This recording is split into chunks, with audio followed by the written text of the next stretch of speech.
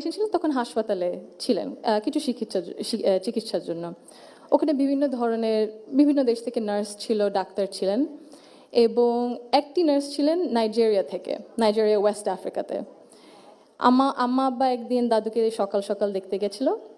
তো নার্স তারপরে বলেছে যে, ও আমি তো আপনার মাকে চিনেছি। আম্মু আব্বু বললো, কিভাবে? আপনার মাই প্রথম ইলেক্টেড প্রাইম মিনিস্টার বাংলাদেশের না?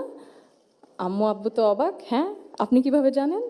তো নার্সও তারপরে বললো যে আপনাদের যে উনি যে এত কিছু করেছেন এই মেয়েদের শিক্ষার জন্য, specially primary education, food for education, cash for education, এগুলো আমাদের সরকার ওই 35-30 বছর আগে দেখে ইমপ্লিমেন্ট করেছিল।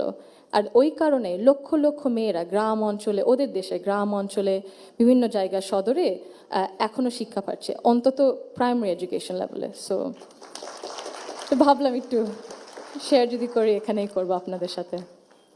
জি।